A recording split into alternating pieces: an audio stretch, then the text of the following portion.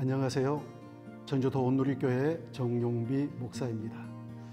오늘은 창세기 바벨탑 사건을 통해 나타나는 이름에 대한 말씀을 가지고 함께 나누기를 원합니다.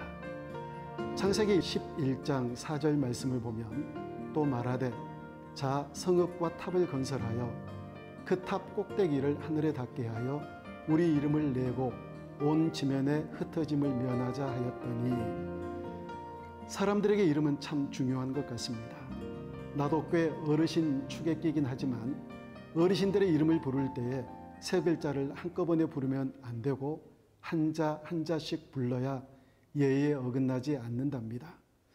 그게 무슨 의미가 있는지, 그렇게 부르면 존칭이 되는지, 아니 그렇게 부르기보다 어르신들을 존중하는 마음이 더 중요한데 라는 생각을 해봅니다. 성경에 나오는 이름들도 참 많지요. 그리고 그 이름이 주는 뜻을 통해서 하나님이 우리에게 주시는 메시지를 발견하곤 하고요. 중요한 사실은요, 성경의 인물들 대부분이 그 이름의 뜻대로 사는 경우가 많았다는 겁니다. 아브라함은 열국의 아버지라는 이름의 뜻대로 믿음의 조상으로 살았고요. 모세는 건짐을 받았다는 뜻대로 자기 자신이 물에서 건짐을 받았을 뿐 아니라 이스라엘 백성들을 애굽에서 건져내는 삶을 살았으니까요. 이사야는 하나님은 구원이시더라는 뜻대로 일평생 하나님은 구원이시라고 선포하며 살았고, 삭개오는 의로운 사람이라는 뜻을 가지고 있었는데 죄인으로 살다가 예수님을 만나 그 이름대로 사는 인생으로 바뀌어집니다. 성경에 나오는 이름들은 각각의 뜻이 있었고 그 뜻대로 살았지만 요즘은 딱히 그런 것 같아 보이지는 않습니다. 물론 그 이름의 뜻대로 인생을 살기 위해서 비전을 품고 이름을 짓는 경우가 많지요. 그런데 또 어떤 경우는 무조건 예쁜 이름, 멋진 이름, 또 때로는 장난기 어린 이름도 등장합니다. 내가 아는 이름 중 가장 긴 이름은요, 박차고 나온 놈이 셈이나라는 이름을 가진 사람입니다. 딸만 계속 낳다가 드디어 아들이 박차고 나온 모양입니다. 노아 홍수가 지난 다음 인류는 또 죄를 짓기 시작했는데 그 절정이 바로 바벨탑 사건입니다.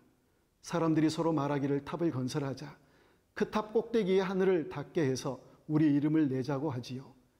다시 말하면 사람들의 명성을 드러내자는 뜻인데 하나님은 이를 기뻐하지 않으셨거든요. 나는 사람들이 이름을 가지고 문제를 일으킬 때마다 이 성경 구절이 생각나곤 합니다. 이상하게도요, 그 많은 이름, 빽빽한 이름 중에 유독 자기 이름이 눈에 띄게 되어 있습니다. 그것은 죄 아니거든요. 그러나 내 이름의 위치를 보고 크기를 보고 내 이름이 어떤 대우를 받느냐에 따라서 일희일비하는 것은 문제이지 않을까요?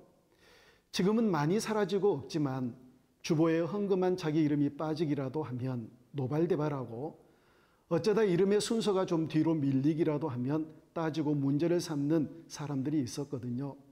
그러면서 궁금한 게 하나 있습니다. 보수 기독교는 대부분 종교개혁자 존 칼빈의 가르침을 따라 칼빈주의라고 말합니다. 그런데 과연 세상을 떠난 칼빈이 자기 이름을 딱 그렇게 말하는 것을 기뻐했을까요? 자기 이름이 드러나는 것에 대해서요. 개혁신학자 칼빈이 맞다면 기뻐하지도 바라지도 않았을 거예요. 나의 이름이 크게 드러나는 것에 대해서요.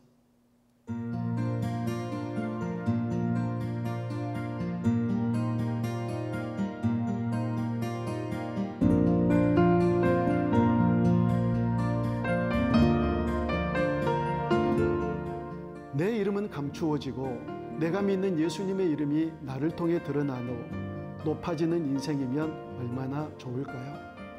우리가 찬송할 때 세상과 나는 간 곳 없고 구속한 주만 보인다고 찬송하잖아요. 이름값을 하고 살되 우리에게 주신 그 영광스러운 이름 그리스도인, 그 위대한 이름 그리스도만 드러내며 그리스도인답게 살아가기를 축복합니다. 감사합니다.